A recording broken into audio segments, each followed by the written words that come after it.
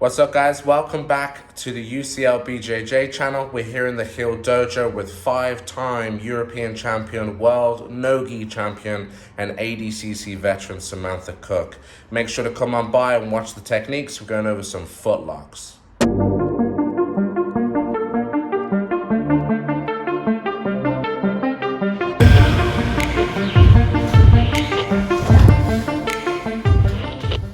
What's up, guys? Welcome back to the UCL BJJ channel. We're here at the Heel Dojo, and this week we have our guest instructor, Samantha Cook. She has a rather specialized subject of attacking the feet, and we got a lot of feedback on wanting to learn foot locks and leg locks, so here we are. Thank you, Bradley. Thank you very much for having me on the channel for today, and thanks for tuning in. So as Bradley said, I'm going to go through some setups to a footlocks, talk about some finer details, and then talk about some finishes. And just to give a little bit of background to that, so some of you that I've met in the classes already will know that I particularly like footlocks, and this is because a lot of the time it was what got left behind. So when I started my jiu-jitsu career, I predominantly trained with men and was a lot of the time the only female.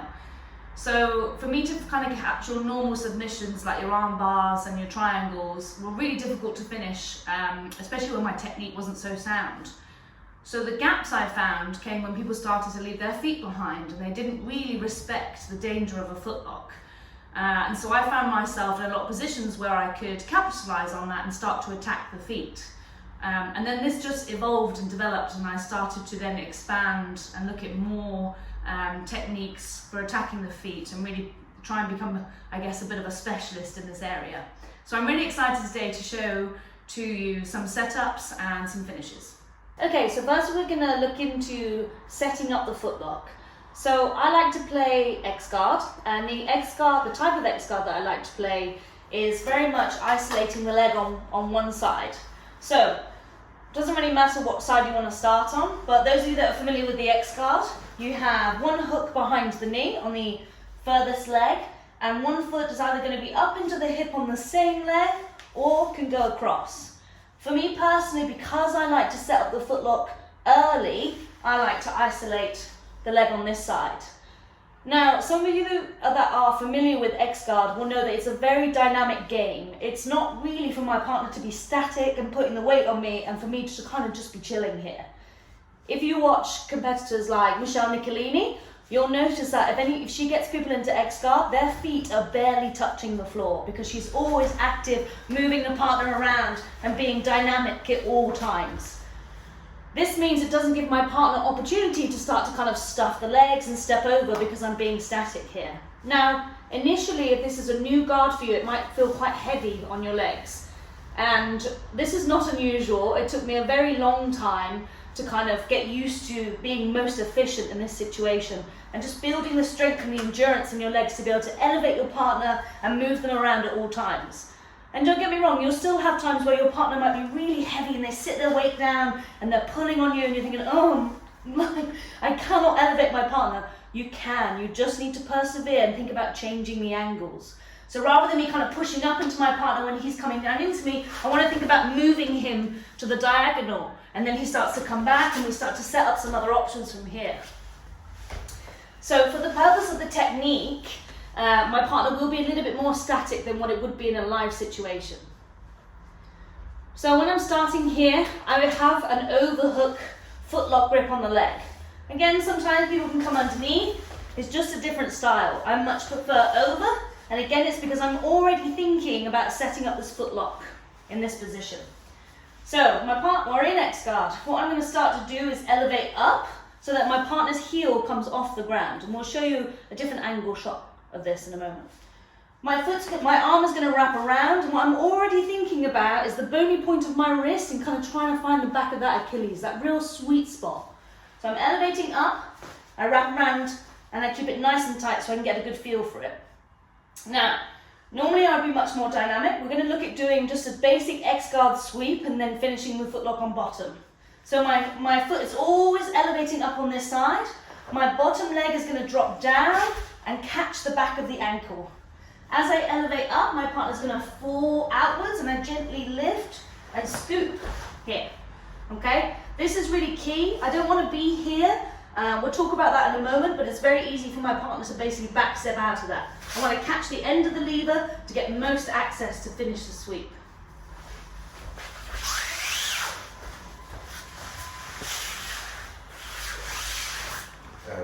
Go this way, yeah. Just sweeping it into the camera now. Yeah, I'm sorry about the foot, by the way. I'm really sorry, it's just how it goes. Okay, slightly different angle, so we're going to elevate up so you can see Bradley's heels off the ground. I'm going to wrap this nice and tight now. When I'm thinking about my sweep, as I said before, usually it's a bit more dynamic, so I'll be bringing my partner to one side. When he starts to come back, the top leg is going to open out, bottom leg's going to come down, pick, and scoop, okay? Now I want to keep this in a nice tight position with my knee on the opposite side and my foot still inside, because this is kind of what's keeping the distance between he and I. Now you'll notice I've come up on my elbow, but if I'm going for the footlock straight away, when I sweep the person, I'll be straight onto my shoulder, even before his butt kind of hits the ground. But for the purpose of the technique, and for not crushing Bradley's foot, we'll stay on the elbow.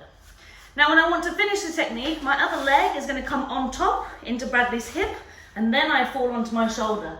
Now, I generally feel like footlocks is quite a subjective submission, and that you might find it varies between your partner, depending on their flexibility, and also what feels right for you. So my best advice would be to try and basically footlock as many different people as possible, and then you'll really feel, okay, it kind of needs to be sitting about here for me, the elbow needs to be clamped, I need to see the toes behind my shoulder to finish it. So I'm on my side. In terms of my grip, I tend to go kind of a bit like a rear naked choke, but hand on top of my forearm, and the other hand on top here. Now I want to be pushing Bradley away, and as I extend, I'm going to extend through the trunk of my body and turn to look over my shoulder until I get the finish. And what you might find in this situation, if people are really flexible, is that you just keep going. And that's fine. I'm basically just going to keep turn until I catch the footlock. All right, so we're in a single leg X. I've elevated, my partner's heels off the ground. I've wrapped the footlock grip. I'm already thinking about finishing this already. I'm going to scoop out, elevate, lift. He falls onto the side. I step on top. I have a tight grip. Either I can go hand on top, or I can go like a guillotine grip, or I can go really tight, whatever you find is best for you. I like to go here, extend and turn to look over the shoulder to finish the footlock. What you're looking for on the foot is trying to catch it in two places. So the highest chance of getting the submission is going to put pressure on the top of the foot and underneath. So you're getting this kind of torque through the ankle, rather than just on the top where some people might be able to defend if they've got flexible feet, and just underneath where they might just be that little bit stubborn.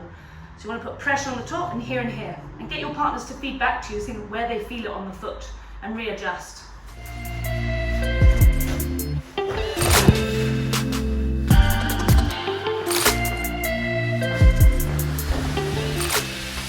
Alright guys, so that's one of my favourite setups to get to the footlock position. Persevere with it. Like I said, the X guard is a really dynamic guard, but you want to be thinking about setting up those submissions early, because usually your partner is thinking about defending the sweep and not really the quick submission that's going to follow afterwards. Following on from this tutorial is we will be showing the counter to the counter. So basically if your partner defends that sweep by backstepping or whatever they choose to do, then we're going to look at a slightly different setup, which is actually one of my very favourite techniques. Thank you very much to UCL for giving me the opportunity to teach on your YouTube channel, and thank you very much, Bradley, for being an excellent partner and for giving me his time. Right, hope you enjoyed that technique, guys. As soon as we get back to the gym at UCL, I want everybody footlocking each other and then scream Samantha Cook when you tap your partner. Don't forget to like the video, smash that subscribe button, smash past it, footlock it, whatever you want to do. Share a video onto your partners and comment down below what techniques you want to see next week. Peace out, guys.